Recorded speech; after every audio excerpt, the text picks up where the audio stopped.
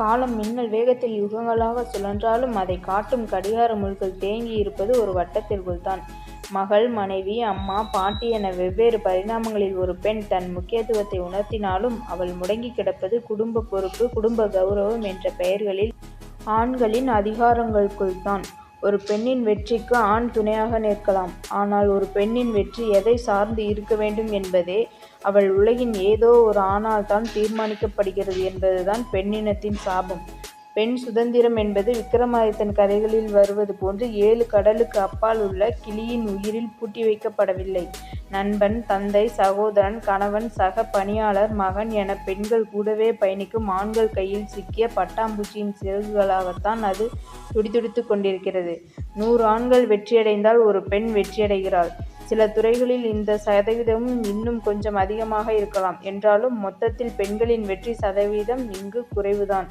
அதற்காக ஆண்கள் அளவுக்கு பெண்களுக்கு திறமை இல்லை என்றா நினைக்கிறீர்கள்? 100இல் 1 பெண்ணுக்குத்தான் விரும்பிய துறையை, வாழ்க்கையை தேர்ந்தெடுக்கும் சுதந்திரம் கிடைக்கிறது என்பதுதான் உண்மையான காரணம். துயரமான நிதர்சனம். என் மகளுக்கோ மனைவிக்கோ என்ன பிடிக்கும்னு எனக்கு தெரியாதா என்பவர்கள் பலர். இப்படித்தான் ஆண்களின் அக்கறை என்ற பெயரில் பல பெண்களின் கனவுகள் சிதைக்கப்படுகின்றன. அவர்களில் சில பெண்கள் அக்கறை என்ற பெயரில் தங்கள் விருப்பங்கள் அளிக்கப்படுகின்றன என்பதை கூட உணராதவர்களாக இருப்பது பரிதாபம். சாதனையாளர்கள் பட்டியலில் இன்று இந்த சமுதாயம் கொண்டாடும் ஒவ்வொரு பெண்ணையும் முதலில் எதிர்த்தது, தடுத்தது பெரும்பாலும் அவளின் குடும்பமாகத்தான் இருக்கும். பாதுகாப்பு என்ற பெயரில் இந்த சமுதாயம் கொடுக்கும் ஒவ்வொரு அக்கறையும் ஒவ்வொரு விதமான தடை என்பதை உணர்வதுதான் பெண் சுதந்திரம் பெறுவதற்கான முதல் படி. பெண் குழந்தை பிறந்தால் பரவாயில்லை, அடுத்து ஆம்பளை பிள்ளை பிறக்கும், கவலைப்படாம இருங்க என்பதில் ஆரம்பிக்கிறது இந்த சமுதாயத்தில் பெண்கள் மீதான வன்முறை. எழுத்தில் இன்று சுதந்திரத்தை பற்றி பேசும் நானும் இதற்கு விதிவிலக்கல்ல. சைக்கிள் ஓட்டுவதிலிருந்து டியூஷன் போவது வரை பொம்பளை பிள்ளைக்கு இதெல்லாம் தேவையா என்ற கேள்வி என்னையும் துரத்தி கொண்டே இருந்தது.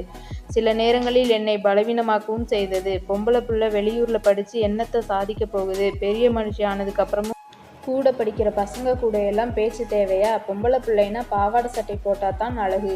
பொம்பளை பிள்ளை 23 வயசுக்கு அப்புறமும் கண்ணால பண்ணாம வச்சிருக்கீங்க. விளக்கு வச்சதுக்கு அப்புறமும் பொம்பளை பிள்ளை வீடு வந்து சேரலையா? கண்ணாலமாகி 5 வருஷமாகியும் இன்னும் வயிற்றுல புழுப்பூச்சி உண்டாகலையா? இப்படி எத்தனையோ கேள்விகளை அன்றாடம் எதிர்கொண்டிருக்கிறேன். நான் மட்டுமல்ல, உங்கள் வீட்டு சமையலறையில் நேரம் காலம் பார்க்காமல் உழைத்து வெந்து கொண்டிருக்கும் உங்களின் அம்மாவோ, மனைவியோ, மகளோ, அக்கா தங்கைகளோ யாரும் இதற்கு விதிவிலக்கல்ல. இந்த கேள்விகளால் பெண்கள் கனவுகளை தொலைத்து வீட்டில் முடங்கினார்கள் என்று சுருக்கமாக சொல்லி முடித்துவிடுவது நியாயமாக இருக்குமா?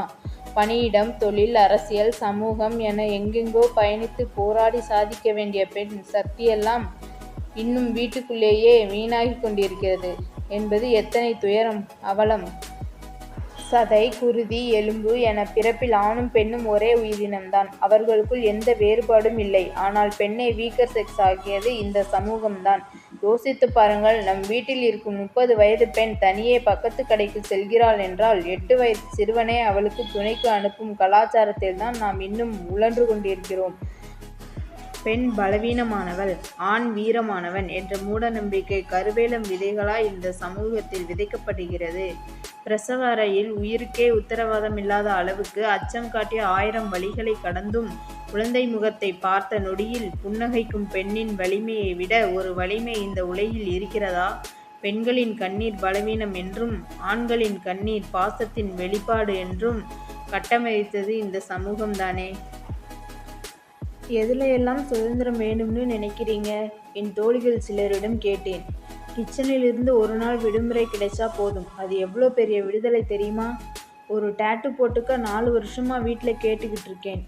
நான் ஆண் நண்பர்கள்கிட்ட பேசுறதை என் குடும்பம் இயல்பா எடுத்துக்கணும். என் திருமண வயசை நான் தான் தீர்மானிக்கணும். முடியை ஷார்ட்டாக வெட்டணும்னு நினச்சா அட அதுக்கு கூட அம்மா, கணவர்னு அனுமதி கேட்க வேண்டியிருக்கு. குத்துப்பாட்டை சத்தமாக வச்சு டான்ஸ் ஆடணும். சமையல், வீட்டு வேலைன்னு எந்த தொல்லையும் இல்லாமல் ஒரு நாள் முழுக்க கதை புத்தகம் படிக்கணும். சின்ன சின்ன ஆசைகளுக்கு கூட தங்களின் சிறகுகள் சிறைப்பட்டிருப்பதை சொன்னவர்களிடம் இன்னும் ஆழமாக யோசித்து சொல்லும்படி கேட்டேன். ஐடி நிறுவனம் ஒன்றில் பணிபுரியும் என் தோழி, நான் செய்கிற அதே வேலைகளை செய்யும் நண்பனுக்கு என்னை விட அதிக சம்பளம், அதிக ஊதிய உயர்வு. இது என் மனசுக்குள்ள 1000 கேள்விகளை எழுப்பிக்கிட்டே இருக்கு. சம்பள நிர்ணயத்தில் ஏன் பெண்கள் எப்போதும் பாலின பேதத்துக்கு ஆளாக்குறாங்க? இன்னொரு பக்கம் ஆண்கள் 8 மணி நேரம் ஆஃபீஸ் வேலை பார்த்தா போதும், பெண்கள் அதுக்கப்புறமும் வீட்டு வேலைகள், குழந்தைகள், படிப்புன்னு 13 மணி நேரம் வேலை பார்க்குறோம். இந்த உழைப்பு சுரண்டல்ல இருந்தெல்லாம் எப்போ நமக்கு விடுதலை என்றாள்.